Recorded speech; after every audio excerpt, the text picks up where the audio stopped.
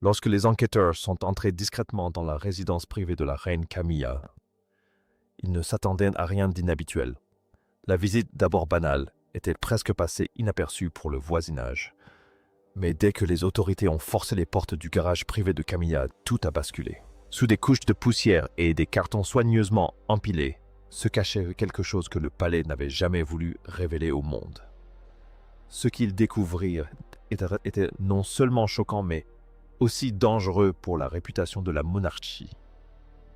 Cette découverte était si étrange et si jalousement dissimulée que les initiés reçurent immédiatement l'ordre de garder le silence. Et Camilla gardait le silence, mais ceux qui aperçurent la découverte n'en croyaient pas leurs yeux. Depuis combien de temps ce secret était-il dissimulé sous le nez de tous? L'enquête à Ray Milhouse allait révéler un trésor de secrets concernant Diana. Et derrière les épaisses haies et les lourdes grilles en fer de Ray Milhouse, dans le Wiltshire, se cache un sombre secret royal. En apparence, le domaine ressemble à une simple et belle demeure de campagne appartenant à une riche famille.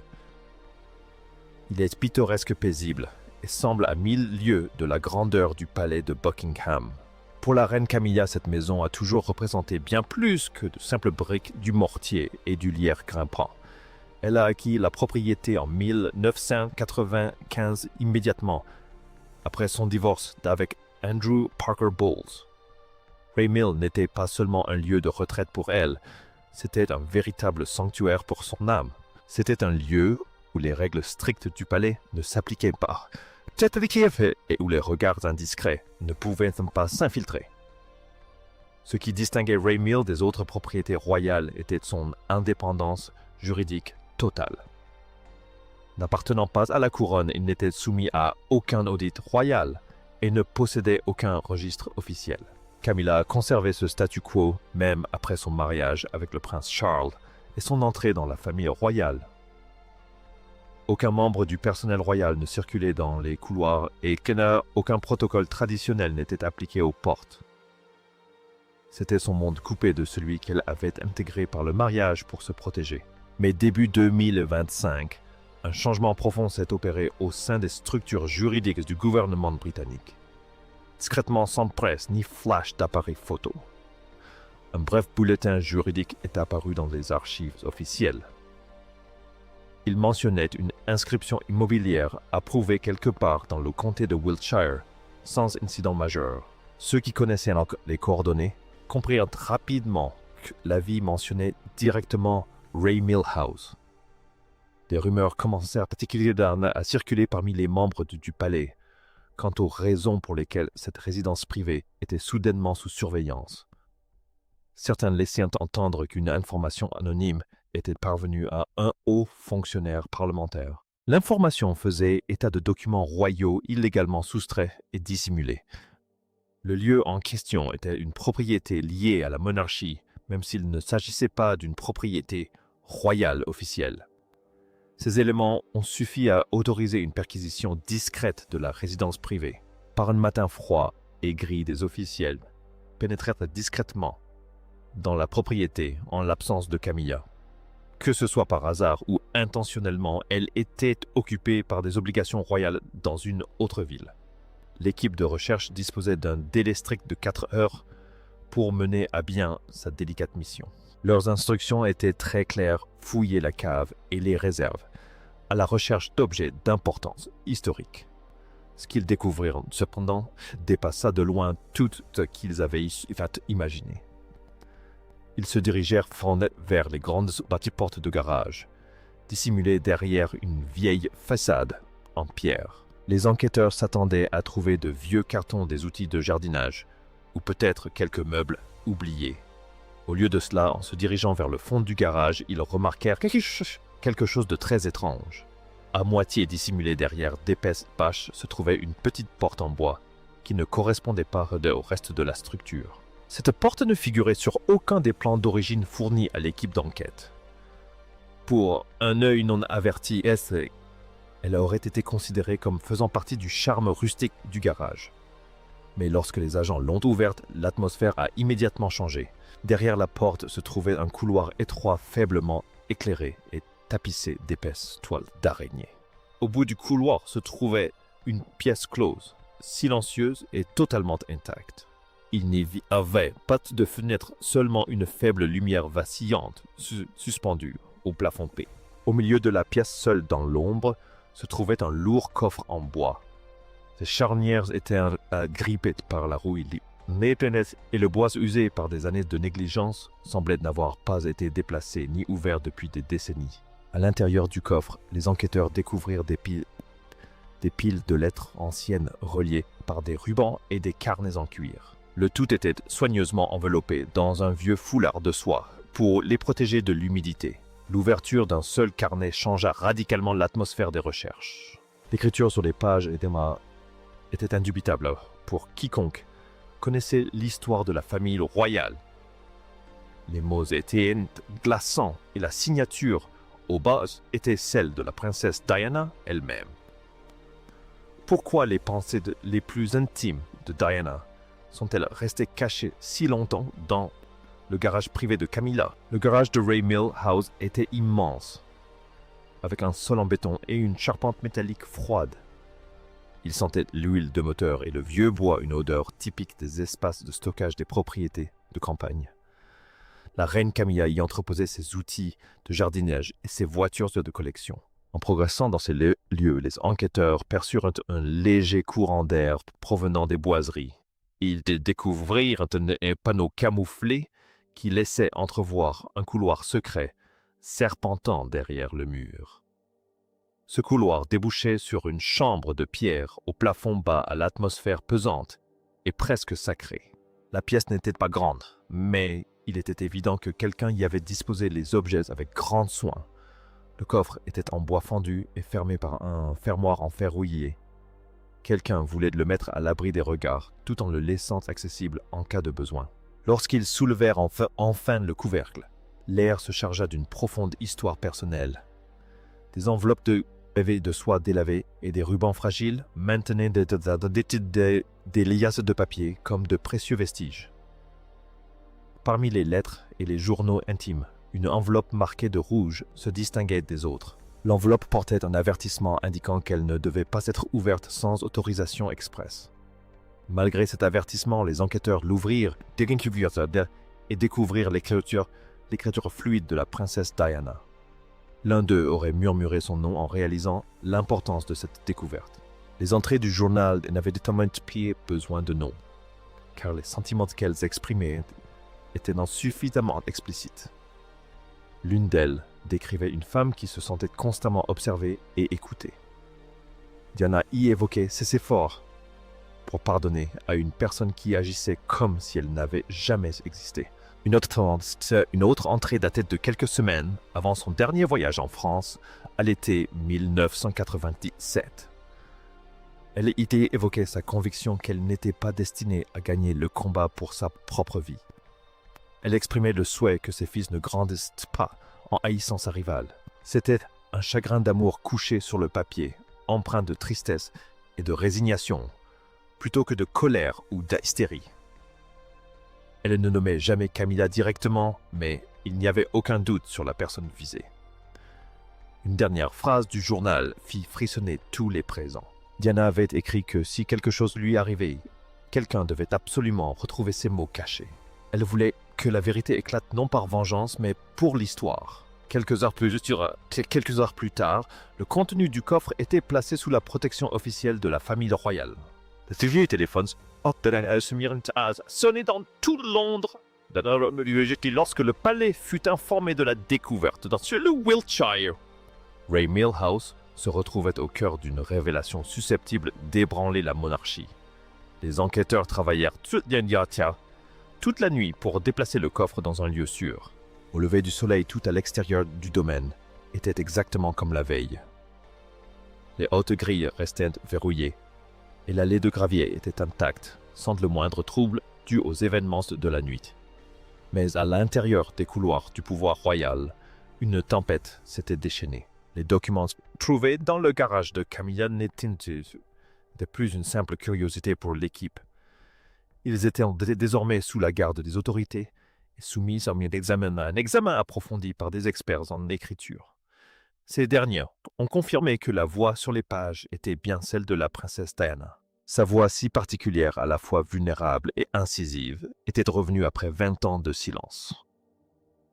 Découvrir ces réflexions dans le garage privé de Camilla était plus qu'une simple surprise. C'était une véritable explosion politique et sociale que le palais devait gérer avec précaution. Pendant des années, le public avait spéculé sur les tourments intérieurs de Diana et son profond sentiment de solitude. Désormais, ses propres écrits permettaient de confirmer ces théories sans aucune interprétation. Elle y évoquait le spectacle de choses qui ne lui appartenaient plus et s'interrogeait sur le moment où la trahison serait devenue acceptable. Dans une autre entrée poignante de son journal, elle se décrivait comme un souvenir gênant. Elle écrivait qu'elle ne désirait ni palais ni diamante. Elle voulait simplement se sentir à nouveau importante. Cette phrase aurait provoqué un silence gêné au sein de l'équipe d'évaluation royale. Les enquêteurs étaient plus intrigués par l'emplacement des documents que par leur contenu. Ces écrits n'avaient jamais été répertoriés ni consignés dans les registres officiels de la succession de Diana. Selon le palais, tous ses biens avaient été évasés, soit restitués à sa famille, soit mis sous scellé. La présence de ces pages au domicile privé de Camilla restait un mystère. Des spéculations ont émergé suggérant que les lettres avaient été dérobées lors du débarras d'un entrepôt. D'autres pensaient qu'elles avaient été délibérément cachées aux autorités. Certains ont suggéré que Diana elle-même les avait laissées pour que quelqu'un les trouve et les lise un jour. Selon des sources proches du palais, Camilla a été informée de la découverte peu après la fin des recherches. Sa réaction aurait été un mélange d'incrédulité et de colère intense. Elle aurait accusé des membres du personnel du palais de comploter contre elle pour nuire à sa réputation. Mais ce qui inquiétait les conseillers royaux, c'était ce qu'elle n'avait pas dit lors de son accès de colère. Personne ne pouvait expliquer comment les documents s'étaient retrouvés dans son garage privé à Ray Mill. Camilla ne fit aucun démenti et ne donna aucune explication aux fonctionnaires qui l'interrogeaient au sujet du coffre. À mesure que la nouvelle de la découverte se répandait, une vague de peur silencieuse parcourut les bureaux royaux. Si ces lettres avaient survécu, on se demandait quels autres secrets pouvaient encore être enfouis. La femme qui se sentait autrefois invisible avait trouvé le moyen de s'exprimer à nouveau. Le silence qui suivit la découverte résonna comme un sombre avertissement pour toute l'institution. Avant même que la rumeur ne parvienne au public, les responsables s'efforçaient déjà d'étouffer l'affaire. Aucun communiqué de presse officiel n'a été publié, mais le silence n'a pas empêché les rumeurs de se propager. Puis, une photo floue d'une lettre signée Diana a fait surface sur Internet et a enflammé les médias. L'image a été reliée aux perquisitions effectuées dans la vaste propriété de Camilla à la campagne. La perquisition avait révélé bien plus que de vieux pneus et des pièces détachées de voitures de collection dans le garage. Les enquêteurs avaient découvert un passage étroit dissimulé dans le mur qui menait au coffre. À l'intérieur se trouvaient des lettres exprimant les profondes inquiétudes de Diana quant à sa sécurité. Une lettre écrite 6 mois avant sa mort demandait à quelqu'un de comprendre la vérité. Ce n'était pas une preuve irréfutable, mais elle s'en est dangereusement approchée pour les enquêteurs. Ce qui a rendu l'affaire explosive, c'est qu'elle a été découverte au domicile de sa rivale. Camilla aurait été totalement prise au dépourvu par la saisie du coffre en bois. Elle aurait crié à un assistant que toute cette perquisition était absurde et constituait une forme de harcèlement. Quelques jours plus tard, elle a été convoquée à une audience à huis clos devant un tribunal correctionnel. Les autorités ont précisé qu'elle n'était pas suspecte, mais bien la propriétaire légale du bien. Cependant, le mal était déjà fait dès que l'information concernant sa comparution au tribunal a fuité. Les images la montrant marchant rapidement avec son avocat ont donné l'impression d'une femme en difficulté. Pour de nombreux téléspectateurs, cela ressemblait à une reine consort confrontée aux conséquences de ses actes passés. Les médias internationaux ont à traiter l'affaire avec urgence, insistant sur les secrets du garage. Tucker Carlson a même consacré un reportage spécial à l'enquête, affirmant que les révélations étaient défavorables à son égard. Il a soutenu qu'il ne s'agissait pas d'un simple oubli de courrier, mais des raisons pour lesquelles il avait été si soigneusement dissimulé. Dans la salle d'audience, Camilla est restée silencieuse, tandis que ses avocats tentaient d'expliquer la situation. Ils ont affirmé que les documents avaient été archivés par erreur lors d'une succession. Rares étaient ceux dans l'opinion publique à croire à cette explication simpliste.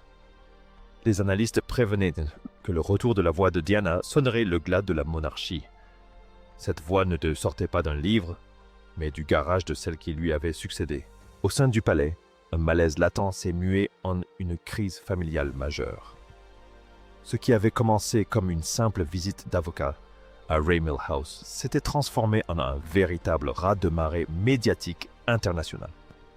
Camilla se retrouvait au cœur d'un scandale qui n'était plus une simple spéculation.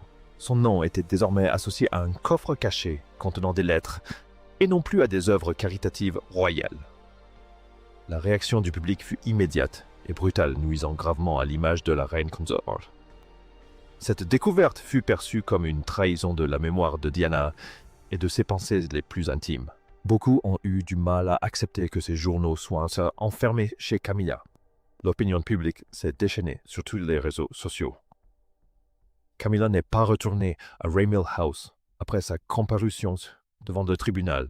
Elle fut conduite dans une autre résidence royale privée sous la protection d'une équipe de sécurité réduite. Le roi Charles était notamment absent durant cette période extrêmement difficile. Il resta à Highgrove et aurait été profondément bouleversé par la nouvelle de l'existence du coffre caché.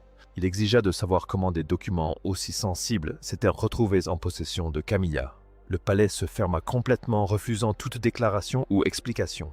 Mais le silence du service de presse ne signifiait pas que la famille restait muette. Selon certaines sources, l'atmosphère était extrêmement tendue, surtout pour le prince William et son frère.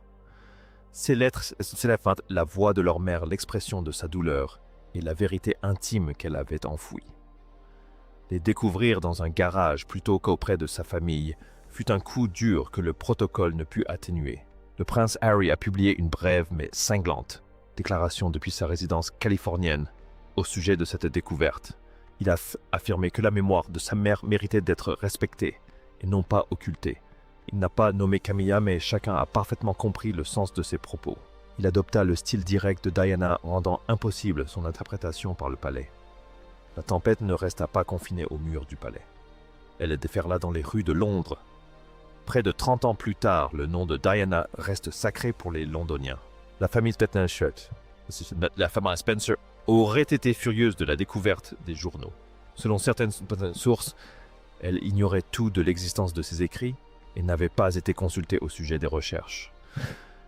Elle a été profondément blessée que des lettres personnelles se retrouvent dans un lieu lié à la détresse émotionnelle de Diana. Ils ont alors consulté des experts juridiques pour récupérer les journaux historiques. Mais ils estimaient que ces écrits appartenaient se sentaient à sa succession et à ses enfants, et non à sa rivale. La disparition de ces documents a soulevé de nombreuses questions éthiques et juridiques dans les médias britanniques. On se demandait si les lettres avaient été volées, archivées, ou seulement délibérément dissimulées, pris par le personnel. Certains pensaient qu'elles avaient disparu dans le chaos qui a suivi la mort de Diana à la fin des années 1990. D'autres évoquaient l'immensité des archives royales, où il arrive fréquemment que des documents soient égarés par les employés. Aux yeux du public, ces théories paraissaient fragiles, car il ne s'agissait pas de simples documents officiels.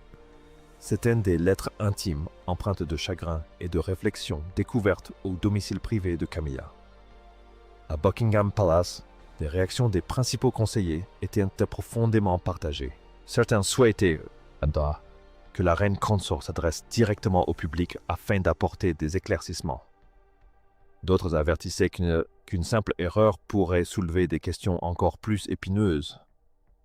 Le palais a finalement opté pour le silence, une tactique qu'il pratique depuis toujours. Mais à l'extérieur des grilles, le silence du palais semblait confirmer les craintes du public. La foule s'était rassemblée pour déposer des fleurs en hommage à Diana, plutôt que pour soutenir la reine consorte actuelle. Une question résonnait dans la foule. Comment ces mots ont-ils pu se retrouver enfermés dans ce garage? Le palais ne répondit pas, mais le public n'en voyait plus l'utilité. À ses yeux, le mal était fait pour la monarchie. Diana était revenue sous la forme d'une femme s'exprimant de sa propre main depuis l'au-delà. Camilla s'est retirée de la vie publique pendant plusieurs jours, sans fournir d'explication officielle. Son nom est resté le terme le plus recherché dans le pays, tandis que le scandale prenait de l'ampleur. Les sondages ont montré que la confiance envers la monarchie était en baisse parmi les jeunes générations. Ces jeunes gens entendaient pour la première fois le véritable récit de Diana raconté par elle-même. Derrière les murs du palais, un sentiment d'urgence s'installa pour protéger l'héritage du roi. Il ne s'agissait pas d'une simple crise médiatique. C'était le dévoilement d'une histoire royale. Le roi Charles, profondément bouleversé, a annulé plusieurs apparitions publiques. Il a demandé à être informé de l'avancement de l'enquête uniquement par écrit. Ses proches ont indiqué qu'il paraissait plus âgé et accablé par le retour de ces événements passés. Les lettres n'ont pas été rendues publiques dans leur intégralité, mais des fragments ont été divulgués aux médias. Même ces quelques bribes ont suffi à rappeler au monde l'influence durable de Diana. Une entrée du journal demandait que si ces mots étaient retrouvés, ils fassent réfléchir. Cette découverte a produit l'effet escompté, obligeant le monde entier à s'arrêter et à écouter sa voix. Elle a rappelé que les secrets enfouis dans l'ombre finissent toujours par être révélés. La monarchie doit désormais faire face à la réalité d'une voix qui refuse de se taire. Le mystère du garage de Ray Milhouse est loin d'être résolu pour la famille royale. Chaque jour apporte son lot de nouvelles questions quant à la raison pour laquelle le coffre était conservé dans un endroit aussi dissimulé. Les enquêteurs poursuivent leurs recherches afin de découvrir d'autres compartiments cachés dans le vaste garage du manoir. Les historiens réclament un inventaire complet de toutes les propriétés royales privées afin de retrouver d'autres objets disparus. Le public exige la divulgation intégrale des journaux intimes à la famille royale. On a le sentiment que la vérité ne peut plus être manipulée par les attachés de presse du palais. À mesure que l'enquête progresse, l'héritage de la princesse Diana prend une dimension encore plus importante. Elle demeure une figure capable de bouleverser le monde en quelques lignes d'encre. Cette découverte a relancé le débat sur la façon dont elle a été traitée de son vivant. Cet événement a également jeté une ombre sur l'avenir du rôle de la reine Camilla au sein de la famille royale. Le coffre caché est devenu le symbole d'un passé que les membres de la famille royale ne peuvent plus fuir. Reste à savoir si d'autres secrets seront révélés par le garage de Ray Milhouse. Le monde entier retient son souffle, attendant la suite de cette saga royale hors du commun. La voix venue du garage nous rappelle que la vérité finit toujours par éclater. Pour l'heure, le lourd coffre en bois demeure le témoin silencieux d'une histoire des plus complexes. La rouille sur Sonata sur ces charnières a peut-être tenu des décennies, mais elle ne pouvait pas durer éternellement. Les lettres qu'elles contiennent ont allumé un feu que le palais aura bien du mal à éteindre. Les mots de Diana ont de nouveau trouvé leur place au cœur du débat national. Les enquêteurs qui pénétrèrent dans ce garage étaient loin de se douter qu'ils allaient entrer dans l'histoire. Ils cherchaient simplement des documents, mais ils découvrirent l'âme d'une princesse disparue. Cette découverte restera gravée dans les mémoires britanniques pendant des générations. Le garage de Ray Milhouse ne sera plus jamais considéré comme un simple espace de stockage. Il abrite désormais l'une des découvertes royales les plus importantes de l'ère moderne. La pièce silencieuse éclairée par une lumière vacillante a révélé une vérité qui n'aurait jamais dû disparaître. Alors que la monarchie traverse cette crise, Le souvenir de Diana reste vivace. Sa voix nous rappelle que certaines choses sont trop puissantes pour être étouffées. La vérité sur ce qui s'est passé à Ray Milhouse continue de se dévoiler sous nos yeux. Nous ne saurons peut-être jamais exactement comment ces lettres se sont retrouvées dans cette chambre secrète. Mais nous savons qu'elles ont changé à jamais notre regard sur la famille royale. Cette découverte témoigne avec force de l'influence durable de la princesse du peuple. Le monde continue d'écouter la voix qui a surgi des ténèbres d'un garage. C'est une histoire de mystère de trahison et du triomphe ultime de la vérité d'une femme. L'héritage de la princesse Diana est aujourd'hui plus vivant que jamais depuis des décennies. Les responsables du palais continuent de se réunir à huis clos pour discuter des conséquences à long terme. Ils s'inquiètent de la loyauté de la prochaine génération envers la couronne après cette révélation. Le coffre caché a ouvert une brèche qui ne pourra plus jamais être refermée. L'histoire du garage de Ray Milhouse sert d'avertissement à toutes les institutions puissantes. On ne peut dissimuler la vérité éternellement aussi épais que soient ces murs ou aussi profond que soient ces coffres forts. Tôt ou tard, la lueur vacillante de la justice finira par percer les ténèbres. La voix de Diana prouve qu'un héritage se construit sur la vérité et non sur les titres royaux. Le monde continuera d'observer Ray Milhouse, se demandant ce que recèle encore le lierre. C'est le début d'un nouveau chapitre dans l'histoire de la famille royale britannique. Le peuple a entendu la voix venue du garage et il est peu probable qu'il l'oublie de sitôt. La monarchie doit désormais trouver un moyen de composer avec ce souvenir gênant qui ressurgit. C'est une échéance qui se préparait depuis 30 ans et qui est enfin arrivée.